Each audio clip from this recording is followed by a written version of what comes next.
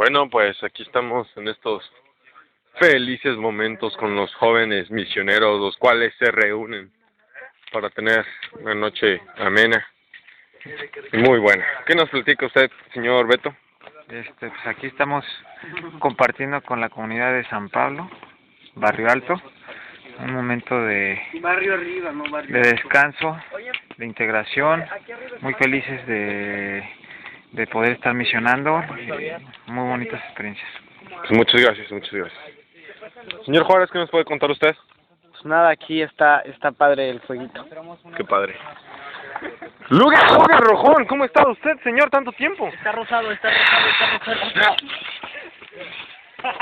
No se ve, pero lo está golpeando. Ay, se espinó. Ay, ya se murió. Ya, ¿a quién le importa? ¿Qué nos cuenta usted, señor Sosa? ¿Qué quieres que te cuente? Nada. ¿Y usted? ¿Y usted? No, no tomes foto. Ay, hijo de tu madre.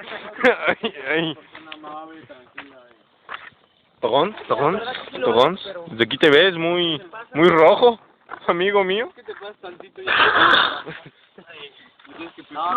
Javier, uno de nuestros nuevos integrantes en esta gran banda.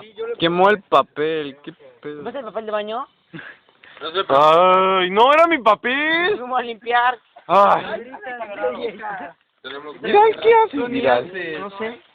Tú ni haces. Solo sé que no A sé ver qué es nada. otro. Ay, ¿qué haces, Vidal? Bueno, Ay, ¿qué haces, Vidal? ahora. No, ya, adiós. Ya. Y así acabamos.